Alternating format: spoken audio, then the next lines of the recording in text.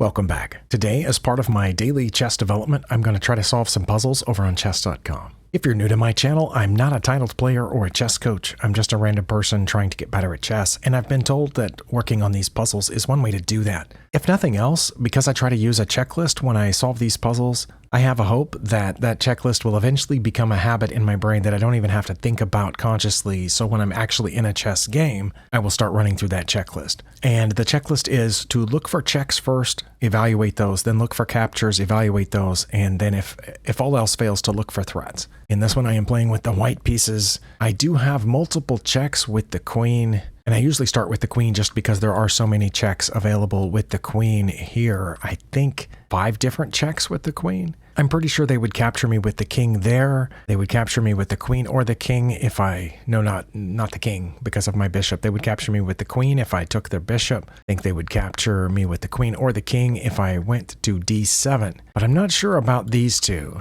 I think if I checked on g6, there would only be one legal move, right? I think the king would have to go over one to f8. And then the only follow-up check or good follow-up check would be coming back, but then the king could just return to where it was. What about down here? I think down there the bishop would just have to block, and then I could get their queen with my bishop. Because no, the knight could block. The knight could block.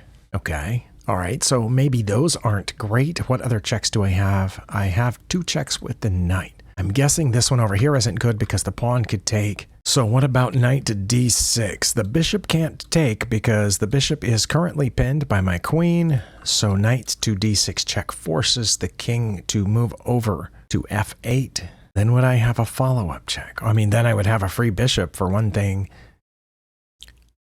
Well, I may be missing something, and I don't know what that is. But I've gone through all these checks again. I paused the video for some time. The only thing that I can think of is going back to the knight to d6 check, which forces the king over. And then instead of checking again, I could just take this bishop. That's a threat on their queen. And right now their queen's the only thing defending their dark squared bishop. So my idea is that once the king moves, take the bishop so that their queen would probably move someplace, which would be threatening my knight. But then I could take this bishop with check, which would force the king over again. Or I could take the bishop with my bishop, which is a check. That wouldn't force the king over. It could come back, but it probably wouldn't want to. I think I would be in a winning situation there, so I'm going to check with this knight on d6. If that's wrong, we'll quickly find out why. Okay, that was it. But the only reason that I decided on that was because now I get the bishop, right? Because this is the defender of this bishop. So if I attack their queen, oh no, they could just move it over this way.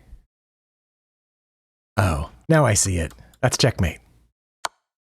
Okay, well, I feel a little obtuse for not noticing that earlier. It is my first one of the session, so maybe I need to wake my brain up to some chess possibilities here. But yeah, I was thinking of that, trying to get the queen to move, but now the queen could have just gone here. Okay, next puzzle. Again, let's look at checks first. I have this check. I think they would take. Then I could fork them, and then win their rook when they got out of check, but then they still have a queen left, so, have to be really careful. So that check's probably not good. This check, I think they would block with the rook. If I checked on e7, yeah, they would block with the rook.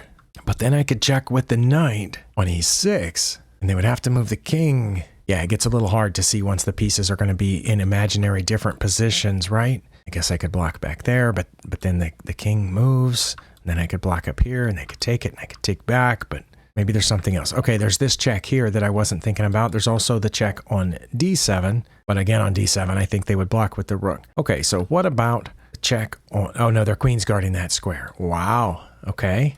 What if I checked first with the knight? My king's guarding this square. The knight would be hitting those two. Okay, it's a fork. Okay, so what do they play? You can't block a knight's check, so they would have to move to one of 3 squares. Then I would take the rook, I assume. Oh my, I am asleep. I've already discounted this because their queen can capture there. My goodness. Okay, I'm gonna play knight to e6 then, and wow, that was really embarrassing. Okay, that was correct, and they went there. So, oh, I can take the rook with the queen, and they get my knight.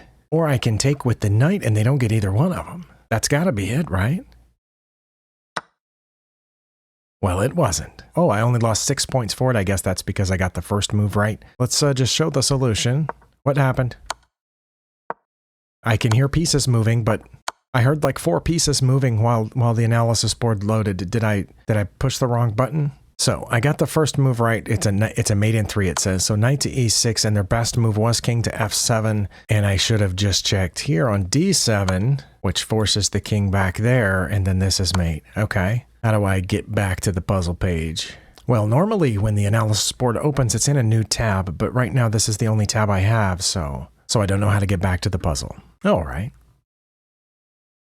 Well, this video isn't going well. I had to come back to this. And anyway. Let's do the puzzles. It looks like I'm 1 point lower than when I started the video. So does that mean I solved one? Man, yeah, I solved one and failed one. And it's been already 13 minutes on my end. Okay, I am playing with the white pieces. Okay, what about checking here with the rook? That rook's defended by the knight. So if I check here, that forces them to come down one. Then I could check there, which is defended by the knight. And when they come down again, I come in behind it, and that's mate.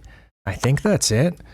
That's pretty good. And then this is checkmate. Okay. Well, I found that one. I thought I found it pretty quick, but I only got 7 points for it. Next puzzle.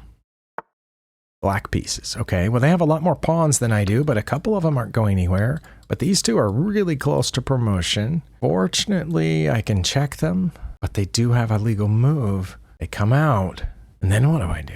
Wait, is this one of those where I have to move the king first? Because my pawn's already guarding that square, right? It's g5 that's undefended that they can move to. If I put my king up here on f6, then that defends both of these squares as well, and their king will be completely cut off, and that'll be checkmate. I think that's going to be the answer here. It was, and they're going to block with the rook, but otherwise this should be checkmate. Next puzzle.